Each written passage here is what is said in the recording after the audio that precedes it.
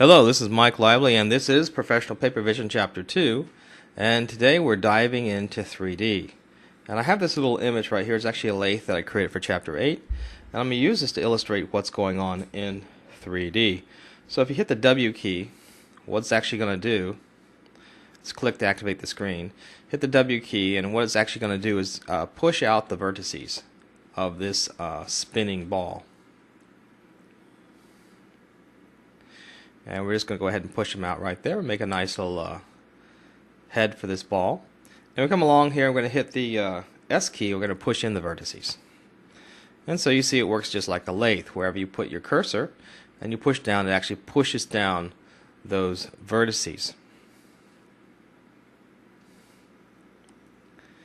There we go, we got a nice little interesting geometrical figure here. If you've had save working, you could actually save this to the desktop and bring this back up as a primitive, which is actually what you want to do. You actually want to create a modeling software within Papervision, so you don't have to worry about 3ds Max and Maya and all these other programs bringing in your models. You can just model right in PV3D. So let's talk a little bit about 3D, and let's use this figure to discuss what it means. I'll go ahead and refresh this, and we'll start new in a moment.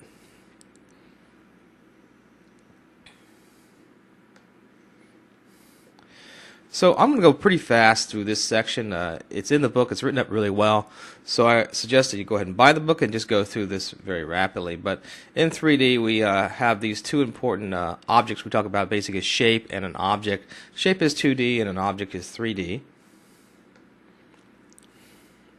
And here's some important definitions that you'll have throughout the book.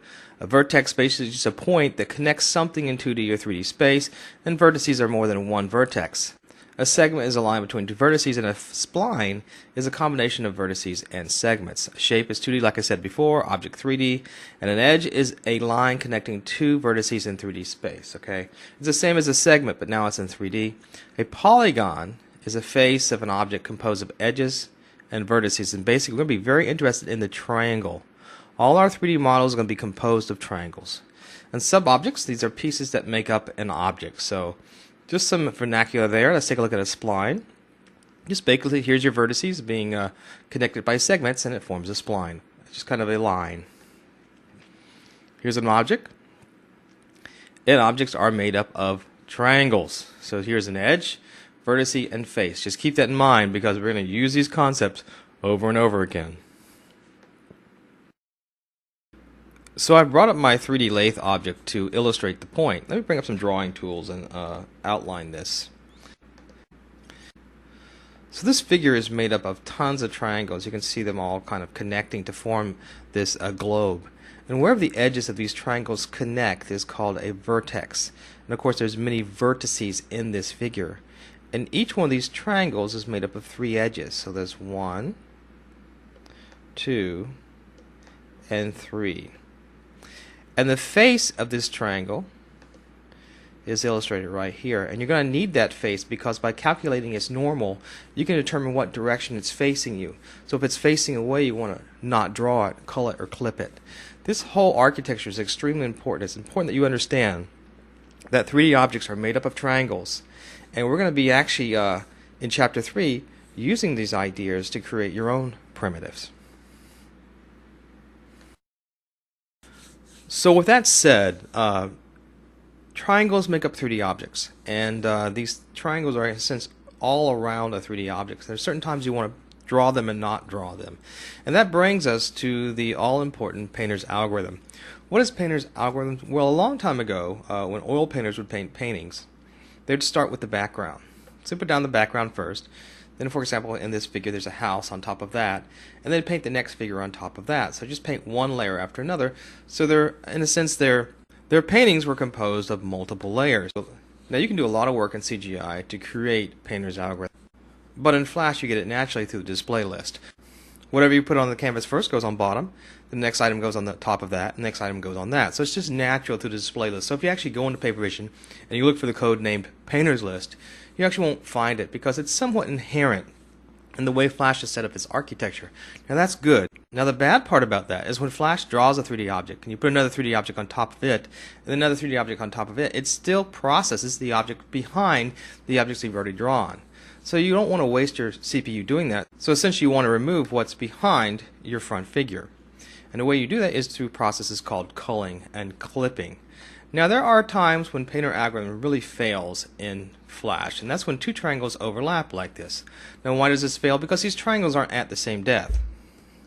So here's your one triangle right here, and here's your other triangle right here, and we think one is above the other. But you know what? It may turn out that certain points in your triangle, because they are not planar, can be above and other points can be below. So in that sense, this point right here might be below these points right here, so your painter's algorithm fails. And there's lots of ways around this, but Papervision is not perfect, and once in a while you're going to run into this situation where you basically just need to put two things on a different layer. Now it's very helpful to have in your mind the concept of a view frustum. What's a view frustum? Well, it contains everything that is visible in your 3D scene. So here's a little pyramid, for example, and inside this pyramid is everything that you want to, since, render to the canvas. But you can also draw a 3D object outside of that. So it's really important to realize about 1/3 of what Papervision is doing is calculating these 3D objects. The other 2/3 of your CPU is being used to render those objects to a canvas for viewing. And so you don't want to, for example, be rendering everything, because you may render this object, for example, but it may not render to the canvas that you're seeing. So just render the items that you see, which are inside this view frustum. Everything else needs to be clipped or culled. What's clipping and culling? We'll take a look at that next. Culling. Culling reduces the number of calculations required by your CPU by removing complete polygons whose vertices lie completely outside of your view frustum. Clipping eliminates artifacts by modifying those polygons that lie partially in the view frustum. Let's illustrate this using our lathe figure. Here's our lathe. Let me first go to the lathe program and show you how these different triangles are being drawn. Let's bring up the program.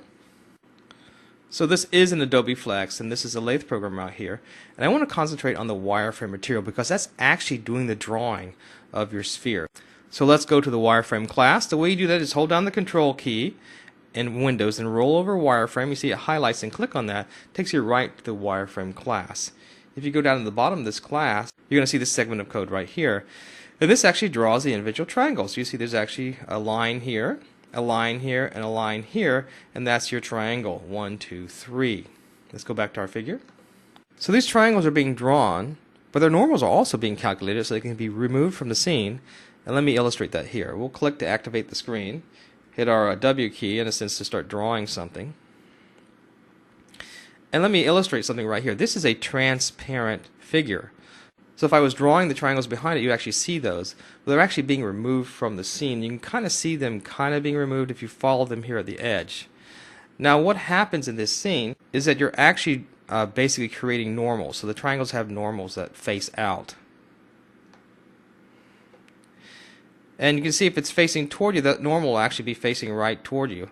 But as the normal begins to face away from you, you know it's not facing you anymore, so you can just remove it from the scene, and that's actually how it's done. It's really beautiful, and it's amazing to me. I come from the Commodore 64 days, and to see so many calculations being done so rapidly is just beautiful. So as this figure spins around, you can see it's removing those triangles that face the opposite direction. In the last part of this video, we're going to look at exploring the guts of Papervision. Now this is written up really well in the book, and we've treated it on the blog several times, so I'm not going to belabor this point. But there's a few key concepts we need to grab here. What is a scene? Scene is where your objects are placed. What's a viewport? The viewport displays the rendered scene. What's a camera? It's your eyeball. It's looking at that scene. What's an object? Well, an object is a combination of vertices, edges, and faces, and we've already described those in detail. Material are actually the clothes that you put on your object, but you know what? In Papervision, material actually draws your object. And the renderer, that's the artist. Okay? And let's give you a little illustration here. Producing a movie can be thought of as a two-part process. You actually have your camera and your director and your actors, and he's actually filming this complex scene. Once the scene is filmed, it's sent over to your renderers, your editors. They edit it, and then they produce it, and then you sit down and you watch it on a flat screen. Well, in Papervision, this all happens at once. Basically, your camera is filming your 3D objects, and those are projected onto your CRT.